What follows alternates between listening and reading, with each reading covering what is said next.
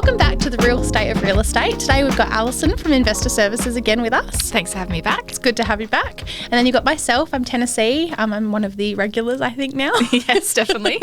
If you've watched the other podcast, that is. But today we're talking about 5 tips to improve your rental application. So I'll get you to kind of intro that for us. Yeah, it's one of the most common questions that we're getting at home opens at the moment, especially because the Perth rental market's so competitive. People just want to know what they can do to stand out from the rest and make their application as strong as possible. Yeah, absolutely. So we're going to get into it and we'll start off with my favourite one. We've come up with 5 tips, so we'll go through them today. Yeah, so my favourite one is a cover letter. Love a cover letter. Everyone in our office seems to love a cover letter. Yeah. Because it's just a little bit personal. It is. And it definitely, when we receive it on the other end, if we've got multiple applications for a property, not everyone does one. So if there's 1 or 2 that have a cover letter, they definitely, I would say, going through to the owner, present a bit better than the others. Yeah, because the way it works, and a lot of agents use it, is, a program that all the applications kind of filter into. It's all digital now. So it can seem a little bit, I don't know what the word is. Generic. Yeah, a little bit generic. Like all the information's there.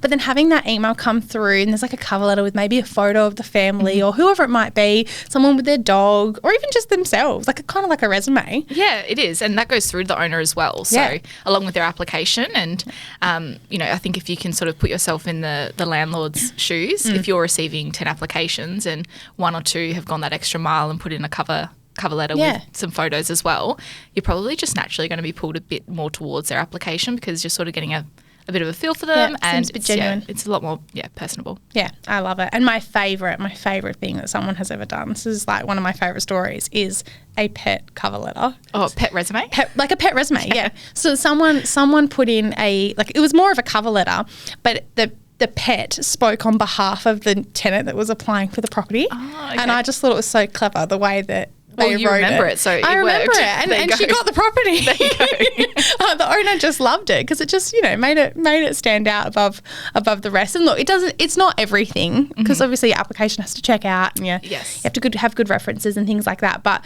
it definitely makes it a little bit more shiny. Yeah, and I think when the market is as tough as it is at the moment, anything you can do to improve your application a little bit, you should be doing. And a cover letter, you don't need to change it for every rental property. So you can just make up one and then use the same one for every property that you apply for. Yes, put that time in and then you can use it forever. All right, next one. Number 2, so making sure that you've entered all the fields when you're submitting your application. That's something that when we're reviewing them on the other side as property managers, if we're having to come back to you for certain information that you're missing, that can sort of cause delays. So just making sure that you filled everything in when you are applying so that we're not having to follow you up. I think that's something that's really important. Yeah, agreed. It's very simple. Yeah.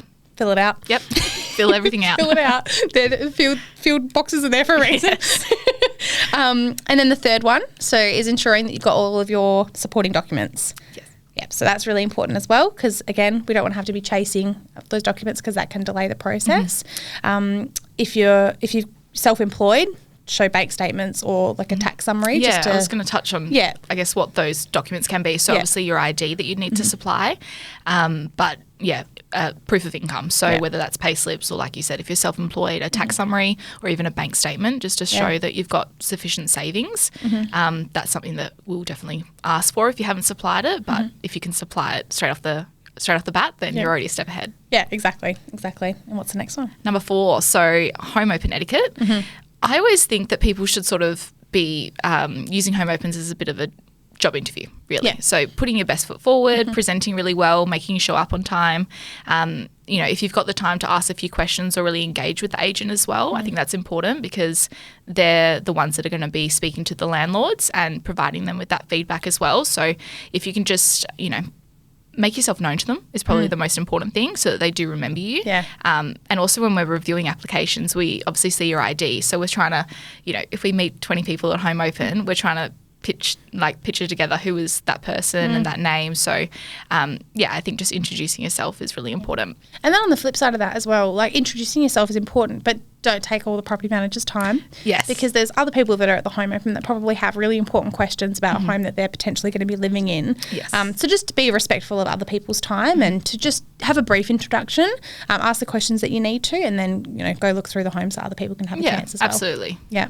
And then number 5, last but not least. Yes, is the follow-up. The follow-up, yeah. So you go through that as well if you like. The only reason why I think this is really important is because sometimes when you're submitting an application online, which I think a lot of agencies would be online applications now, if something does go wrong and you actually think you've submitted your application, you don't want to wait 24 hours or 48 hours before following up if something's gone wrong and you just maybe haven't hit the submit button or something.